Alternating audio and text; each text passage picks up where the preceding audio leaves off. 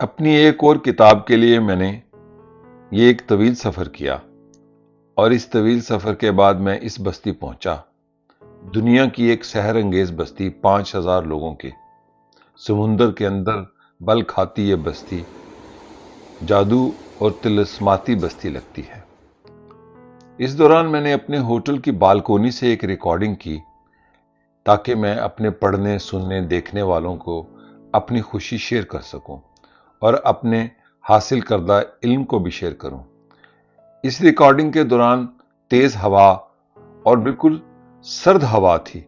मेरे लिए वो रिकॉर्डिंग बड़ी मुश्किल थी, लेकिन मैंने ये रिकॉर्डिंग अपने शौक और अपने पढ़ने वालों के शौक के लिए की। तो देखिए, सुनिए इस बस्ती की कहानी।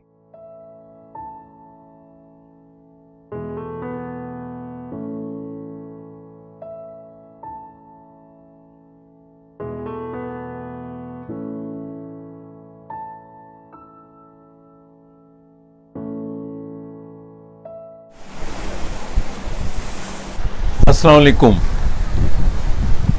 मैं हूं फरूक सुहेल गोहिंदी और बल्गारिया में एक छोटी सी बस्ती है, यूनानी दौर से, कहते हैं उससे पहले की है, और 3000 साल से ये आबाद बस्ती है। मैं दुनिया की ऐसी बस्तियों को अक्सर जानता हूँ जो 3 से 4000 साल से मुसलसल आबाद है। हमारे मुल्क में तहकीक के बगैर चूँकि दावों पर तारीख बयान की जाती है, साइंटिफिक उसके आर्कियोलॉजिकल या दूसरे सबूत नहीं होते। और ये एक ऐसी खूबसूरत बस्ती है जिसके 3000 साल के सबूत मौजूद हैं तारीख में, आर्कियोलॉजिकल हवाले से और मुख्तलिफ यूनानी किताबों में। ये बहीरे अस्वद के किनारे एक छोटी सी बस्ती है। आज से 42 साल पहले मैं यहाँ आया, जब कम्युनिस्ट दौर था। तो ये सियाहों की, खुसूसन बल्गारिया, पोलैंड, हंगरी, चेक रिपब्लिक, जिसको चेकोस्लोवाकिया कहा जाता था, और मशरकी यूरोप के लोगों का पसंदीदा ये रीजन है। ये बुर्गास से तकरीबन 45 मिनट के फासले पर है, जो कि इसके साथ एक और शानदार खूबसूरत बस्ती है। लेकिन ये बहुत ही खूबसूरत बस्ती है। इसकी 5000 से ज़्यादा आबादी नहीं थी। ये बल्कान जंग जब ऑटोमन एम्पायर टूटी, तो उस वक्त तक ये यूनानियों ही की बस्ती थी। यहाँ पर गिनती के बल्गार रहते थे और गिनती के तुर्क चंद 13 या 14 तुर्क रहते थे। इस बस्ती में आज भी वो खंडर मौजूद हैं जिनकी तारीख 1500-2000 बल्कि 2500 साल से भी पुरानी है, और 3000 साल पुराने खंडर भी हैं। यूनानियों ने इसको अपोलो की मुनासबत से अपोलोनिया कहा, क्योंकि यहाँ पर इस बस्ती में एक बहुत बड़ा मुजस्मा था अपोलो का, जो सेहत का देवता है। वो एक रोमन शहंशाह उठाकर इस बस्ती से रोम ले गया और जाके उसने इटली के किसी शहर में उसको नस्ब कर दिया। मैं इसको अपोलोनिया ही कहता हूँ। जैसे मुझसे अक्सर लोग पूछते हैं आप कौन से मुल्क में हैं, तो मैं तारीख के अंदर जो गहरा मुताला करके, अगर मैं बेबीलोन के खित्ते में हूँ, अगर मैं दजला फरात के इलाके में हूँ, तो मेरे लिए वो तुर्की या शाम नहीं, मैं दजला फरात की वादियों की उस तहजीब का सयाह हूँ।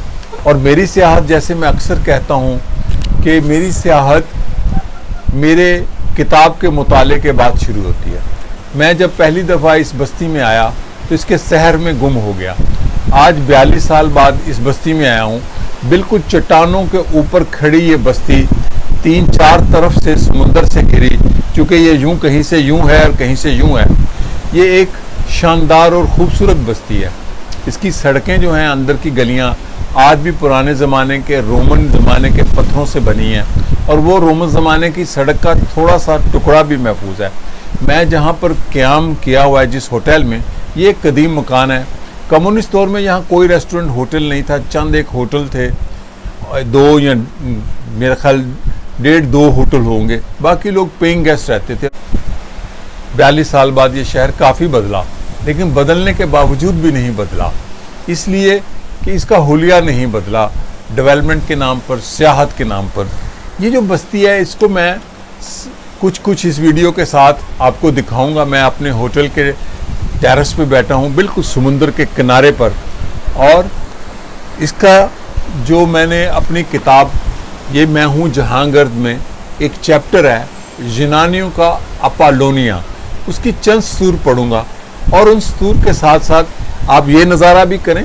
और मैं अपने पढ़ने वाले दोस्तों को मेरे इल्म के जो मुताले के सफ़र को शौक़ से देखना, सुनना, पढ़ना चाहते हैं, उनको वो क्लिप भी दिखाऊंगा बस्ती की कुछ गलियों के।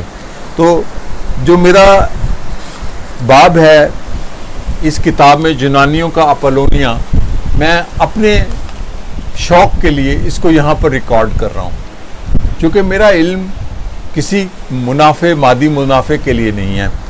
तो मैं अपने ही शौक़ के लिए इसको यहाँ पढ़ूंगा दस्तूर को, और उसके अलावा भी मैं आपको दिखाऊंगा। सोज़ोपोल बुरगास से सिर्फ 40 किलोमीटर के फासले पर है। कदीम यूनानी बस्ती जहाँ सदी के आगाज़ तक सदियों से आबाद यूनानी रहते थे। सिर्फ 10-20 घर ही बल्गारों के होंगे, ये मैंने लिखा।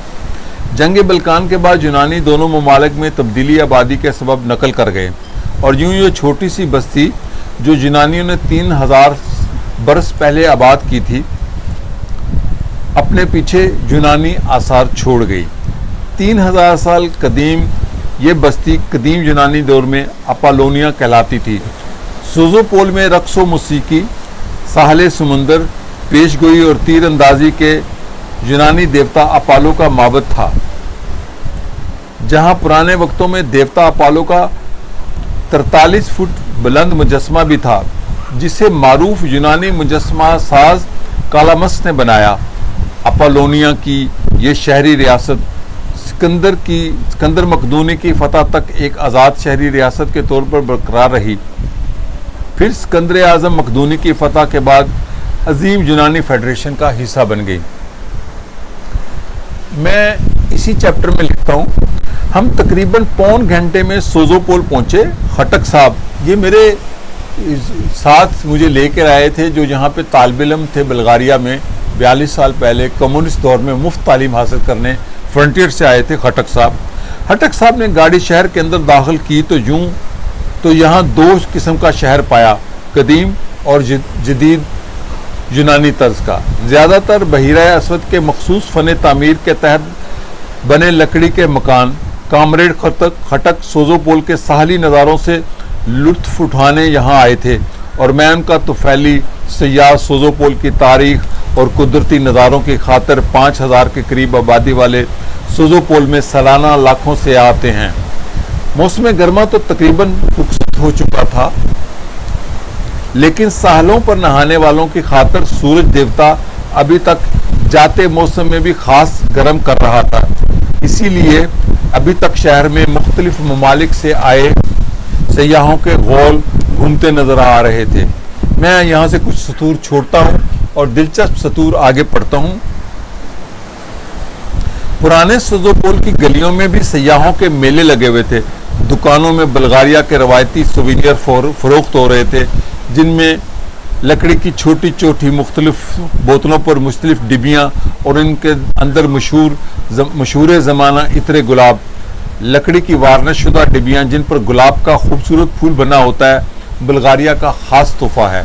सब तोहफों को ललचाई हसरत भरी निगाहों से देख सकता था, क्योंकि मैंने तय कर रखा था कि जब बल्गारिया की जहांगर्दी मुकम्मल होगी तो इस खूबसूरत धरती के सुवेनियर सूफिया से खरीदूंगा। आगे जाके मैं लिखता हूँ, वहाँ मैं सोज़ोपोल के महलों में था, जो कभी अवलीन यूनानी तहजीब का अपोलोनिया था। सदियों पुराने आबाद मकान, जबकि 200-300 साल पुराने यूनानियों के मकान इसी तरह और इसी तर्ज पर मौजूद पाए। बस मकीन बदले और कुछ नहीं बदला। यहाँ किसी गली के अंदर इश्तराकी आर्ट के नमूने, किसी दहकान खवातीन और मेहनतकशों के बैनर्स लटके हुए थे। कदीम महल्ले के चौक में पहुंचा, जहां इस महल्ले की 6 गलियां एक दूसरे से मिलती थी। वहां बीच चौक में कार्ल मार्क्स का छोटा सा मुजस्मा नस्ब था। कदीम यूनानी दौर से इश्तराकी दौर तक आबाद इस नन्हे मुन्ने शहर की तारीख इसकी गलियों, महलों और मकानों से बयान हो रही थी। चलते चलते एक महल्ले में समुंदर किनारे चट्टानों पर बने मकानों तक जा पहुंचा, जहां यूनानियों के चौबी मकानात थे। पत्थरों से रवायती गलियां इन मकानात से भी कदीम थी। चंद ही कदम चला तो मेरे सामने 3000 साल पुराने यूनानी शहर अपोलोनिया के खंडर थे, और इस खंडर के 2 दरवाज़ों के महराब इसी तरह मौजूद थे जैसे 3000 साल कबल तामीर हुए थे, जबकि महराब छोटी सुर्ख ईंटों की थी। ये वही महराब है, अहम बात है, जो रोमनों से होती बाज़ंतीनियों तक पहुंची, फिर अफ्रीका के सहरा, सहारा और जजीरा नुमा अरब तक। और जब ज़ुहूर इस्लाम हुआ तो यही महराब मुसलमानों की मसाजिद की तामीर का हुस्न बनी। मगर दिलचस्प बात यह है कि यही आर्च जो पहले बाबलो नैनवा की तहजीब ने बनानी शुरू की, यूनानियों के यहाँ पहुँचने तक इसने 2-3 हज़ार साल लिए। अल-हमरा महल, गरनाता या करतबा की मस्जिद के महराब और इनमें कोई ख़ास फ़र्क नहीं। इसे गरनाता, बगदाद, इस्तांबुल, दिमिश्क तक पहुँचने में 7000 साल लगे। बहुत सर्दी है, मैंने चंद सतूर पढ़ी हैं। मैं अपने क़याम किए गए होटल की बालकोनी से अपनी याददाश्त के लिए, अपने मेहरबान पढ़ने वालों को शेयर करने के लिए मैंने ये क्लिप बनाया है। लेकिन मेरी किताब मैं हूँ जहांगीर को ज़रूर पढ़ें। और क्योंकि सर्दी बढ़ी है और 2 दिन पहले मुझे पहले भी ठंड लगी थी, अब शाम के तकरीबन 5:30 हुए हैं, लोग अभी भी साहिल समुद्र पे नहा रहे हैं। कल मैंने इस शहर का आधा चक्कर लगाया था, आज रात तक मैंने फिर एक और चक्कर लगाना है। ये जो अपोलोनिया है, ये मेरे दिल में बसती है। ये बस्ती उन बस्तियों में से एक है।